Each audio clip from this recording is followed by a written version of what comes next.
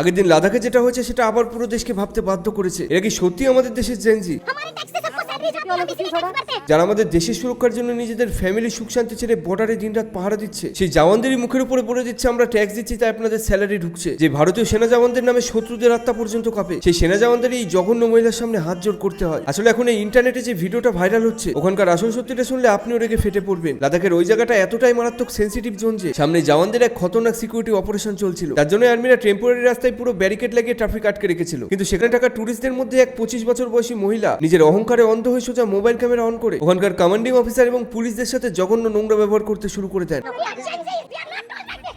ভিডিওতে ওই মহিলা নিজের আঙুল উঁচু করে চরম হিংস্রভাবে বলতে শুরু করে, আমরা হলাম জেনজি, আমাদের সাথে কাশ্মীরিদের মতো ফালতু আচরণ করা হচ্ছে এবং আমরা এই ননসেন্স জিনিস এক সেকেন্ডও সহ্য করবো না। এখানেই শেষ নয়, উনি ওখানকার আর্মি অফিসারদের ধমক দিয়ে বলতে শুরু করে ওনার দেওয়া ট্যাক্সের টাকায় নাকি আর্মিদের সংসার এবং ফ্যামিলি দুটোই চলে। একবার ভেবে দেখুন, -20 ডিগ্রি ঠান্ডায় বরফে দাঁড়িয়ে আমাদের দেশের সেনা জওয়ানরা যখন নিজেদের বুক পেতে শত্রুদের বুলেটের সামনে দাঁড়ায়, তখন ভারতের মাটিতে বসে থাকা এই তথাকথিত ফেসবুক ইনস্টাগ্রামের জেনজিরা শুধুমাত্র কয়েক ঘন্টারই ট্রাফিক জ্যামের জন্য সেই সোনার ছেলেদেরই এইভাবে অপমান করেছে। খোদ আমাদের দেশের প্রাক্তন সেনাপ্রধান থেকে শুরু করে বড় বড় আর্মি অফিসাররা এই নোংরা ব্যবহারের বিরুদ্ধে পুরো গর্জে উঠেছে। ওনারা কড়া রিয়ালিটি চেক দিয়ে বলেছে দেশকে পাহারা দেওয়ার জন্য জওয়ানরা মাইনা পাওয়ার আগে সরকারকে অ্যাডভান্স ট্যাক্স কেটে তবেই মাইনা পান। পুরো দেশের মানুষের চরম ধিক্কার আর লাদাখ পুলিশের আইনি কেসের ভয় ফাইনালি আজ সেই মহিলা লাইভে এসে ক্যামেরার সামনে হাওয়াও করে কেঁদে ফেলে এবং আর্মি থেকে শুরু করে সবার কাছে ক্ষমা চান। দেশের সুরক্ষাকে যারা ছেলে খেলা মনে করে এবং বর্ডারে পাহারা দেওয়া জওয়ানদের যারা নিজেদের চাকর ভাবে, তাদের গালে আজকের এই ঘটনাটি সত্যি একটা বিরাট বড় থাপ্পড় মেরে গেল।